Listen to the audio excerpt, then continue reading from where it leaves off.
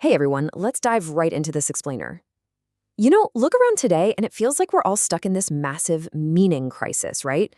With suicide, substance use, and mental health issues spiking everywhere, people are just desperately searching for some kind of direction.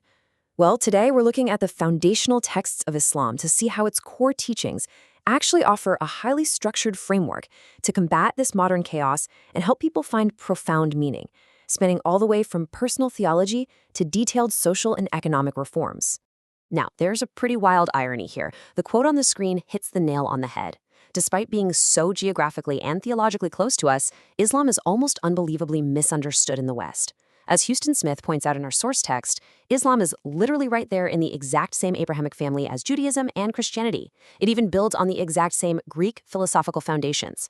Yet after 1,400 years of living as neighbors, we still have this massive wall of misunderstanding. So our goal today, we're going to bridge that gap by looking objectively at what the texts actually say. To do that, we're going to trace the core concepts of the faith. We'll cover the meaning of Islam, walking the straight path, economics and equality, the status of women, and finally, tolerance and coexistence. Starting off with Section 1, the meaning of Islam. So the really crucial point here is that the very name of the religion describes exactly what it's trying to cultivate. Think about it. Christianity is named after Christ, right? But Islam isn't named after Muhammad. The name actually comes from the Arabic root SLM. It means surrender. But more specifically, it points to the profound peace that you get from totally surrendering to God. It's kind of like how Buddhism is named for awakening. In a world that's absolutely overflowing with anxiety and endless paralyzing choices, Islam offers peace through a deliberate, structured submission to a higher moral order. Moving right along to Section 2, walking the straight path. Our source notes something really interesting. While previous prophets brought us monotheism and the Golden Rule, Islam came in with explicit instructions on how to actually live those ideals out. The phrase, the straight path, is repeated multiple times a day in a Muslim's canonical prayers. It represents a way of life that is direct, totally uncorrupted, and above all, explicit. Let's be honest, in our confusing modern world where moral lines are constantly blurred, having explicit duties is a feature, not a bug. It literally tells you exactly where you stand. Which brings us to a huge question. How should we love our neighbor? Sure, the Golden Rule tells us to treat others well, but what are these specific practical steps to actually pull that off in a super complex world? According to the tradition, God revealed monotheism through Abraham, the Ten Commandments through Moses, and the Golden Rule through Jesus. But when society gets as complicated as ours, how do you execute that Golden Rule day to day? Well, the Quran was brought forth to systematize that morality into definite, concrete laws. And here's the brilliant answer to that question. 5 super clear foundational practices. These are the 5 pillars, the things Muslims do to keep the House of Islam standing strong.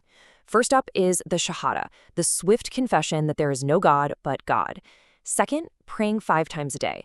Think of it as a built-in mechanism to constantly recenter us humans, because let's face it, we tend to act like we're the center of the universe. Third is charity, which we'll dive into in a second. Fourth is fasting during Ramadan, which really sensitizes believers to human frailty and builds incredible empathy for the hungry.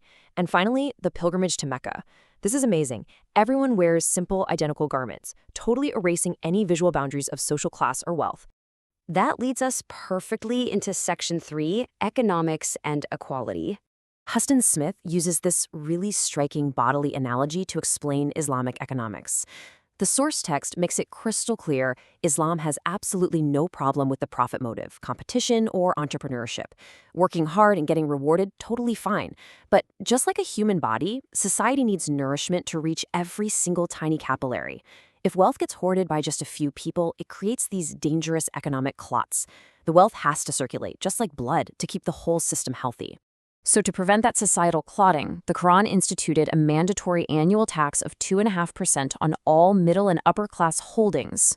And this goes directly to relieve the poor. Now catch that key word, holdings. This isn't just a standard income tax, it's a tax on your total accumulated wealth. It's deliberately designed to force capital back into circulation to relieve immediate real-world human need. It's literally a mechanism hardwired right into the faith to ensure a baseline of economic equality. Now for Section 4, the status of women.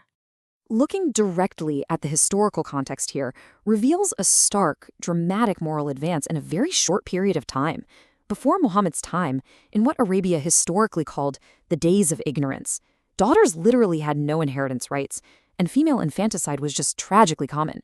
The Quranic reforms stepped in and completely outlawed infanticide, no exceptions. On top of that, it explicitly granted daughters inheritance rights, which was a massive revolutionary economic protection back then, and demanded that women be treated as actual human beings with agency, not as property. The text shows that these practical legal provisions were specifically designed to enforce responsibility, protect women materially, and really elevate the institution of marriage. Get this, a woman could not be married without her express free consent, not even by a powerful sultan. Plus, at the time of marriage, the husband has to provide a specific sum of money to the wife, and that money, she keeps it entirely for herself, even if a divorce happens down the line. And while divorce was permitted, it was strongly discouraged, complete with built-in waiting periods and arbitration, meant to keep families together. Now, you might be wondering about polygyny, having multiple wives. The source explains that it was historically permitted as a realistic, legalized framework for societal crises. Think about times when brutal wars absolutely decimated the male population, leaving tons of women without any support. But look at this quote. Because the text demands absolute, perfect equity in affection and material support for multiple wives, which is, let's be real, nearly impossible for anyone to actually achieve, many Islamic jurists argue that the true intent of the law is actually pointing society straight toward monogamy as the ideal. And finally, Section 5, Tolerance and Coexistence. Let's neutrally address some common stereotypes here, because the text details incredibly strict rules of engagement and unprecedented religious toleration. Look, we all know that extremists and terrorists exist in literally all human groups and all religions, but Islam's foundational texts clearly, emphatically emphasize it as a religion of peace. The Quran states point blank that force should only be used defensively. Defend yourself? Yes, but do not attack first.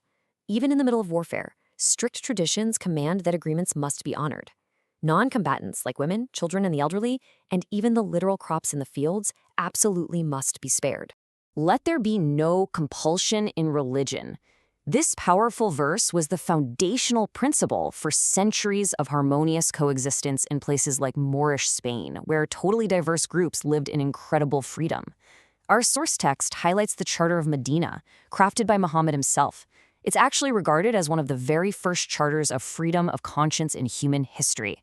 It explicitly protected the rights of Jews and Christians, the people of the book, to practice their religions freely right alongside Muslims. It ties beautifully back to those shared Abrahamic roots we talked about at the very beginning. So, as we wrap up this explainer, I want you to take a moment and reflect on this final question. In an era plagued by a massive crisis of meaning, where mental health struggles, substance use, and suicide are just heartbreakingly rampant, how does returning to these foundational texts change your perspective? By looking past modern stereotypes to the actual roots of the faith, finding ultimate peace through total surrender and walking a highly structured, straight path, we find this incredibly powerful historical blueprint for human purpose. Does this ancient path hold the cure for our modern chaos? Well, that's for you to decide. Thanks so much for exploring the source material with me today.